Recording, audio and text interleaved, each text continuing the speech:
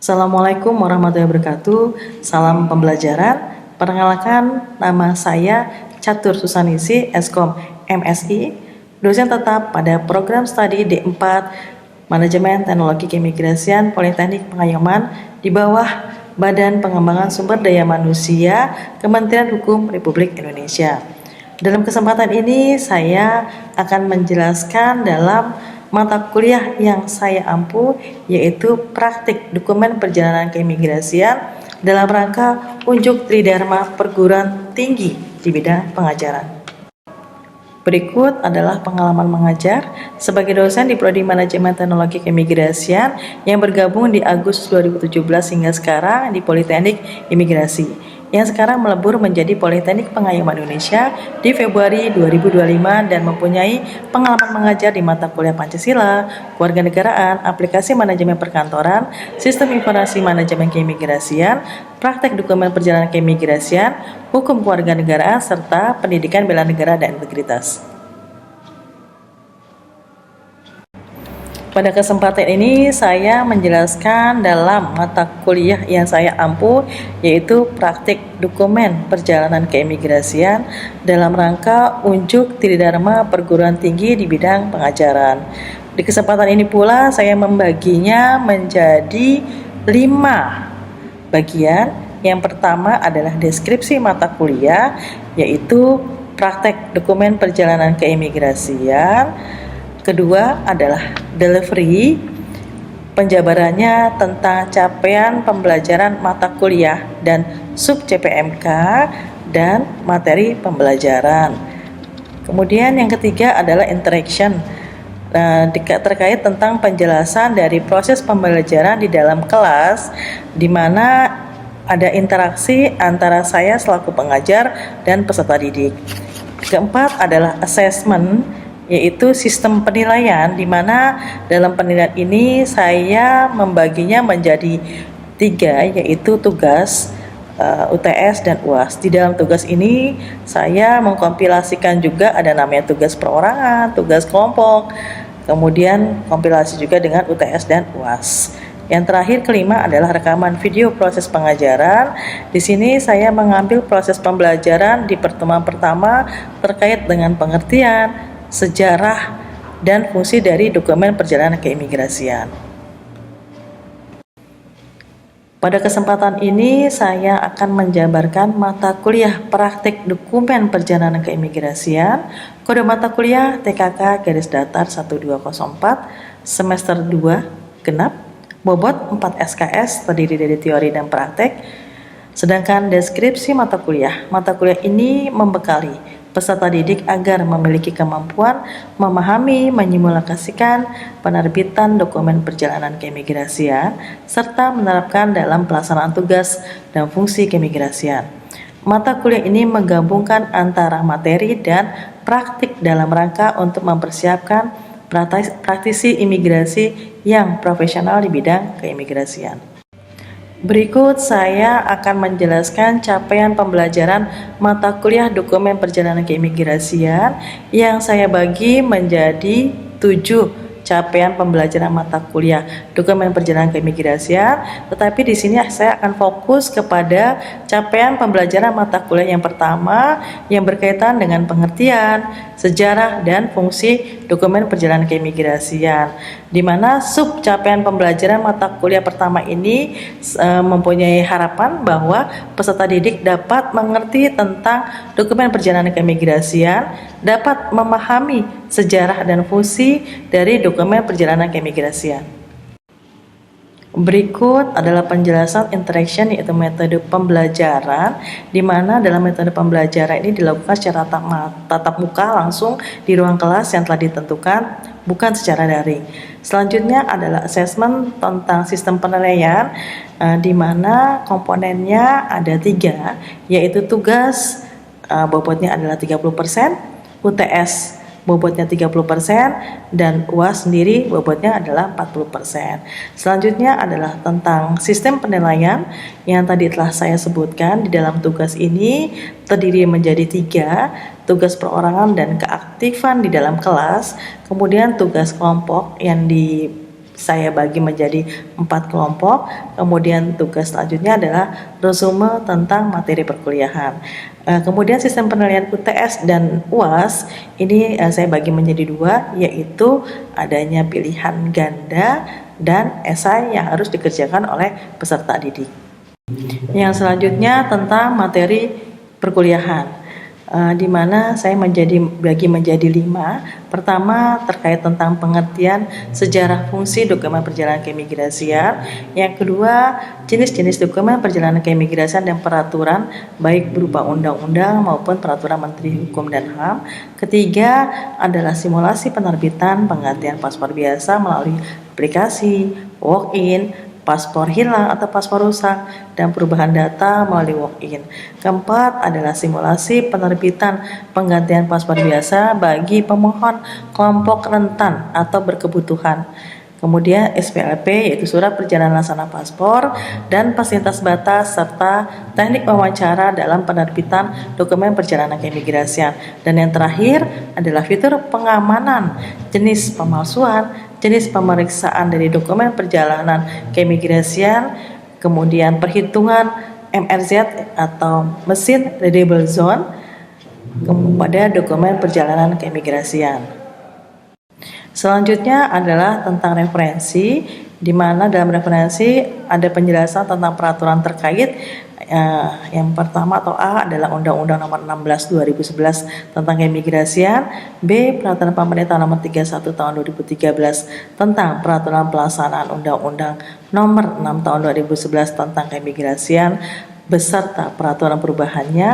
C, Peraturan Menteri Hukum dan HAM Nomor 8 Tahun 2014 tentang paspor biasa dan surat perjalanan laksana paspor beserta peraturan perubahannya. D, Peraturan Menteri Hukum dan HAM Nomor 18 Tahun 2022 tentang perubahan atas Permenkumham Nomor 8 Tahun 2014. E, Peraturan Presiden tentang persyaratan dan tata cara pendaftaran penduduk dan pencatatan sipil. F, Peraturan Menteri Dalam Negeri tentang percepatan peningkatan cakupan daripada pemeriksaan akte kelahiran. Kedua, Bawono Sri Kunchoro, Modul Dokumen Perjalanan BPSDM Hukum dan HAM Depok. Selanjutnya, ketiga, Direktorat Jenderal Imigrasi 2019, Dokumen Panduan Penggunaan Paspor Kantor Imigrasi Jakarta. Keempat, Kunchoro Wahid Pasaribu Dahlan 2020, Easy Paspor Inovasi Layanan Publik di Tengah Pandemi COVID-19 Depok BPSDM Hukum dan HAM. Kelima, Mayoga Anak Agung Kertas Kerja Perorangan Fitur Pengamanan dan Modus Pemalsuan pada Paspor Republik Indonesia Akademi Imigrasi Depok 2016. 6. Nurlela Eli 2018, Makalah Paradigma New Public Service Jakarta Institut Stiami. Ketujuh, Pribadi Inci Diga 2019, Aplikasi Penerbitan Dokumen Perjalanan Republik Indonesia Depok BPSDM Hukum dan HAM. Kedelapan, Sugiarto Edi Cahyono 2021, Transformasi Birokrasi Menuju Organisasi yang Adap, Agile dan Fluid. Kesembilan adalah Fernanda Rengga 2019, Kesiapan Indonesia Menuju Agile Governance. Penerbitnya dari Lembaga Administrasi Negara. Pertemuan pada pembelajaran praktik dokumen perjalanan keimigrasian atau yang dikenal juga praktek dokjalan. Nah, sebelum masuk ke materi, Ibu mau tanya nih, apa sih sebenarnya yang dimaksud dengan dokumen perjalanan? Ada yang tahu kan? Kenapa disebut dokumen? Kenapa disebut perjalanan? Sebelumnya, kayaknya Evan dulu tadi yang jawab ya, yang angkat tangan. Silakan. Jadi menjawab untuk dokumen perjalanan keimigrasian itu adalah dokumen yang dikeluarkan oleh pejabat yang berwenang terkait dengan perjalanan untuk menjadikan kartu identitas pada seorang untuk menunjukkan identitas di luar negeri, dan dokumen perjalanan dikeluarkan oleh pejabat yang berwenang pada keimigrasian. Baik, satu lagi. Ibu menanyakan karena itu boleh dikatakan pengertiannya ya. Kenapa disebut dokumen perjalanan? Silakan. Sebuah dokumen perjalanan digunakan untuk sebuah dokumen yang digunakan untuk melakukan perjalanan antar negara itu dikeluarkan oleh pemerintah untuk warga negara Indonesia dan digunakan untuk perjalanan antar negara dan memiliki batas waktu tertentu dalam penggunaannya. Baik, benar. Semua benar. Eva benar, sama Rasya benar. Tapi beringat, tadi aku menanyakan kenapa disebut dokumen perjalanan, karena paspor itu bentuknya apa?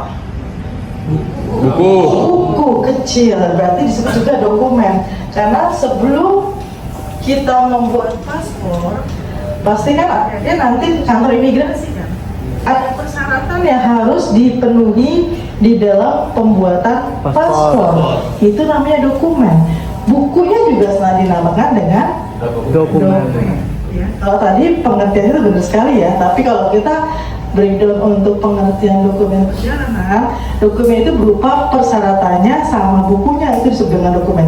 Kenapa disebut perjalanan? Karena paspor itu digunakan untuk melakukan perjalanan atau perlintasan antar negara dengan berbagai tujuan. Ada yang tujuannya untuk wisata, ya kan? Kemudian ada juga untuk ibadah dan lain sebagainya. Oke, paham ya sampai sini ya? Kita lanjut sekarang, next. Nah, sebelum kali ini Ibu akan menjelaskan di sesi pertemuan siang hari ini tentang pengertian, sejarah, dan fungsi dari dokumen perjalanan. Nah, sekarang adalah masuk kepada deskripsi tentang dokumen perjalanan. Nah, di imigrasi kita punya aturan atau kita punya senjata di dalam kita melakukan pekerjaan tentang paspor. Ada yang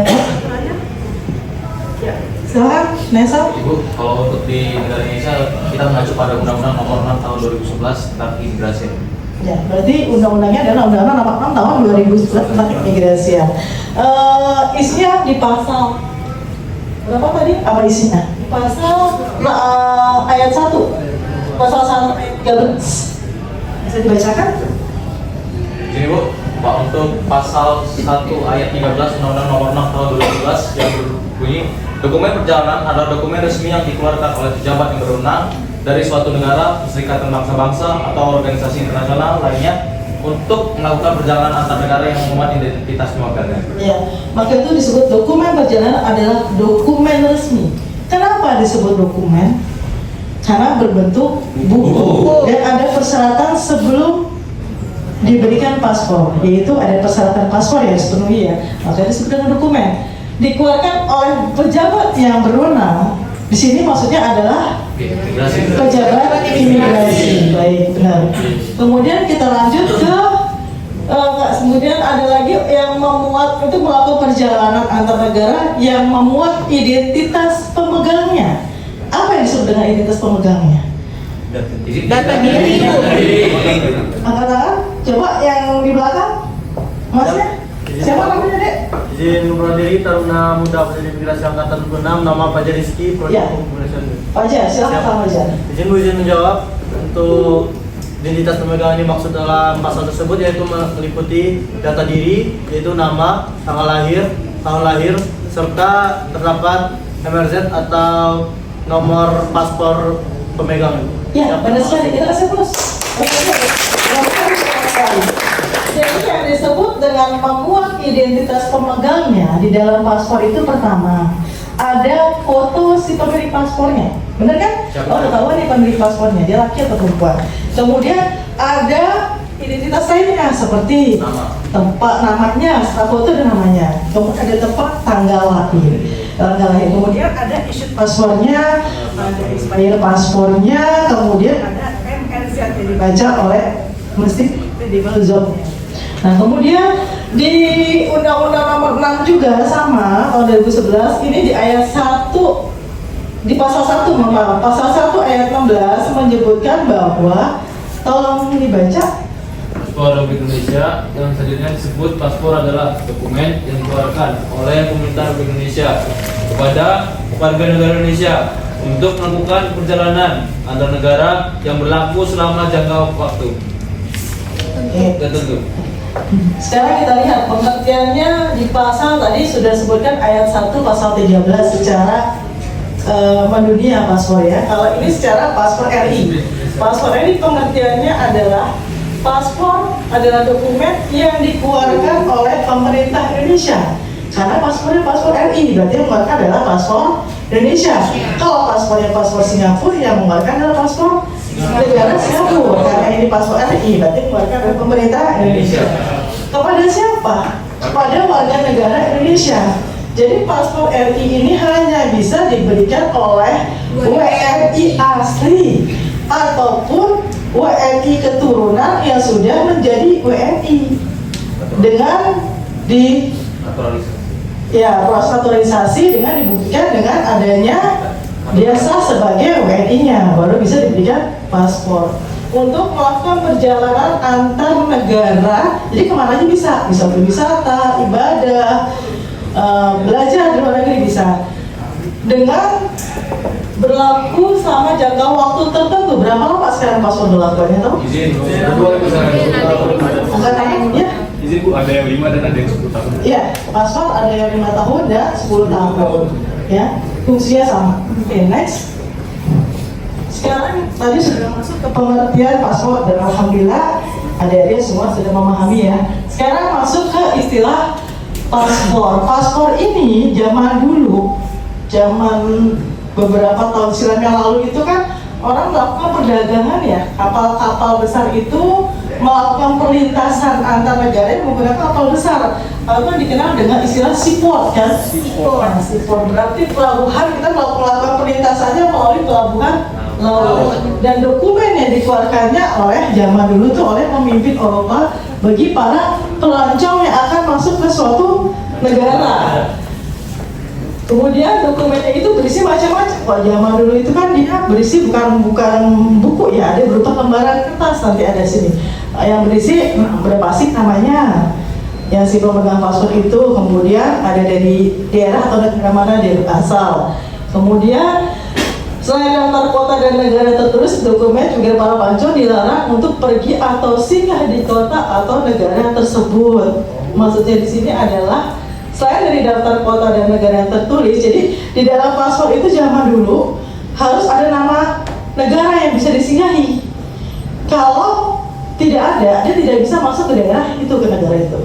Ya, oke. Kemudian siapa yang membaca yang bagian kedua? Silakan.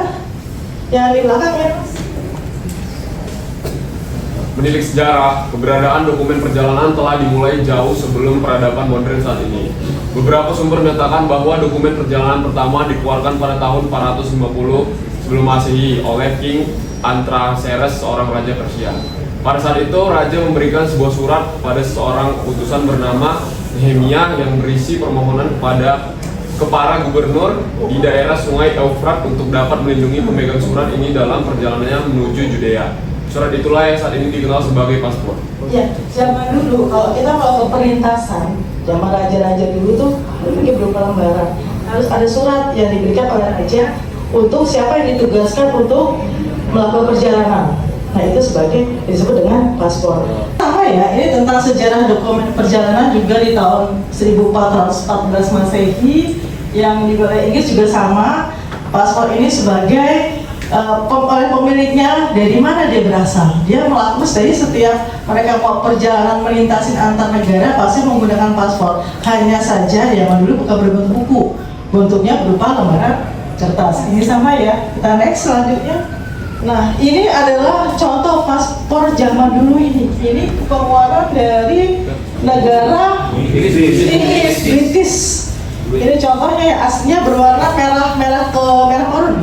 Nah, di zaman dulu ini paspornya ditempel, ada pas fotonya. Dan kita bisa bergaya zaman dulu, bisa dari miring, bisa dari kanan, sisi kanan, kiri atau depan. Boleh memakai kacamata karena ditempel. Nah, ini sangat rawan sekali untuk pemalsuan deh. Karena apa? Kalau ditempel bisa diklet, diganti dengan foto yang lain yang serupa, ya. Nah, akhirnya Perang Dunia Kedua yang terjadi tahun 42 sampai 45 secara tidak langsung ikut berkontribusi dalam perkembangan transportasi udara. Selama perang berlangsung, penumpang dan barang dalam jumlah besar telah diangkut menggunakan pesawat untuk memenuhi kebutuhan perang. Seiring berkembangnya kebutuhan masyarakat umum akan transportasi tersebut dengan cepat, penggunaan transportasi udara tidak lagi hanya berfokus untuk kebutuhan militer, namun telah berevolusi menjadi sarana transportasi bagi masyarakat umum. Sehingga dalam meningkatnya kerjasama mengatur permasalahan dalam bidang transportasi udara di 54 negara menghadiri konvensi internasional tentang apa? Tentang penerbangan sipil di Chicago pada tahun 44. Kemudian konvensi inilah yang nantinya menjadi cikal bakal terbentuknya International Civil Aviation Organization. Jadi untuk paspor, spesifikasi paspor kita berpedoman atau mengacu pada ICAO, kepanjangan dari Bu. Ya, silakan. Ya, International Civil Aviation Organization. Nah, ini adalah contoh paspor. Contoh paspor zaman Hindia Belanda, pengeluaran Belanda. Tulisannya masih tulisan tangan, capnya basah, masih ada sidik jari secara basah, pakai tinta, tidak secara elektronik seperti sekarang ini. Lanjut. Nah, kemudian di tahun 2006, Direktorat Jenderal Imigrasi meluncurkan paspor berbasis biometrik.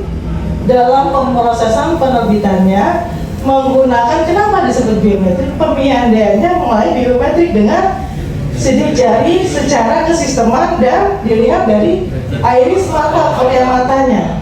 Itu adalah sistem keamanan di dalam paspor. Dan pada saat membuat paspor nanti tidak boleh memakai kacamata karena mantul, dan tidak boleh memakai kontak lens ternyata nanti. Ya, sidik jarinya pun biasanya kalau orang tua itu semakin halus guratan-guratannya.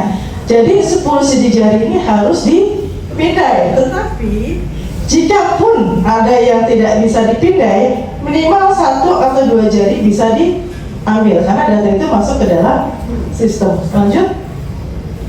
Ini adalah contoh paspor RI sekarang. Paspornya berwarna hijau kebiruan. Kenapa warnanya paspor hijau kebiruan? Ada yang tahu filosofinya apa? Kenapa warna paspor warnanya hijau kebiruan? Ya? Ya, Dikarenakan dari atas lagi itu lihat hutan Indonesia dan laut luas, Bu. Ya, Jadi benar warnanya sekali. hijau biruan. benar. Filosofi paspor warna hijau. Paspor kita berwarna hijau tidak mutlak berwarna hijau, tapi hijau kebiruan. Filosofinya apa? Luas wilayah Indonesia luasnya dengan laut. Laut kalau kita lihat dari ketinggian di atas pesawat warna biru. Dan adanya hijau. Kita luas dengan namanya daratan. Daratan kalau kita lihat di atas adalah hijau. Jadi luas daratan dan lautan itu menjadi filosofi dari paspor biru kehijauan. Nah, ini paspor RI kita sudah ada chipnya, di mana fungsi chipnya ini adalah sebagai penyimpan data si pemilik paspor, yang membuat data pemilik paspor dari foto, namanya, tempat tanggal lahir, sidik jarinya, secara elektronik, iris matanya, ini sudah tersimpan di dalam paspor sehingga mencegah adanya pemalsuan paspor. Next. Dan paspor yang sekarang biometrik ini adalah bisa digunakan untuk melakukan perjalanan melalui baik itu tempat pemeriksaan imigrasi di laut maupun udara dengan menggunakan autogate. Ada yang menggunakan autogate, ada juga yang menggunakan secara manual dengan kontak imigrasi. Tapi kalau paspornya sudah elektronik seperti sekarang ini sudah bisa melalui autogate. Ya, ini adalah perkembangan tentang paspor. Next, tentang fungsi paspor. Nah, fungsi paspor ini ada yang namanya sebagai bukti identitas si pemiliknya. Kenapa disebut identitas? Karena di dalamnya memuat data pribadi si pemiliknya, nama, tempat tanggal lahir, ya, jenis kelamin, nomor paspornya, karena nomor paspor itu selalu berbeda, tidak sama. Dan dari pasif di depan nomor paspor itu ada kode yang mengeluarkannya. Tiap tahun berubah, ya. Oke, lanjut. Kemudian selain fungsi identitas, di dalam paspor adalah sebagai bukti kewarganegaraan. Karena apa? Di dalam paspor ini membuat si pemilik ini berasal dari negara mana. Misalnya paspor kita berwarna hijau kebiruan, udah ketahuan nih, pasti yang mengeluarkan paspor Indonesia.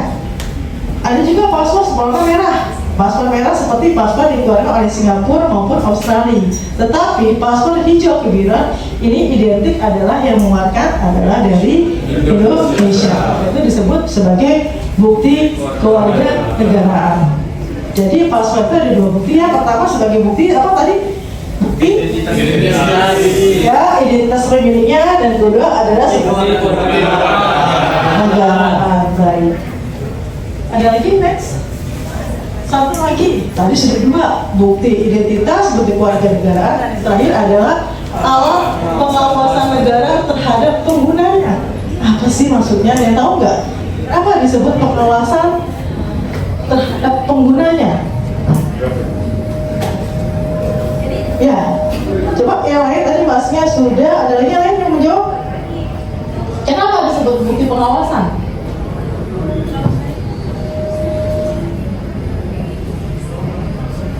Ya, boleh Mbak Masya. Kenapa disebutkan fungsi sebagai pengawasan negara terhadap negaranya?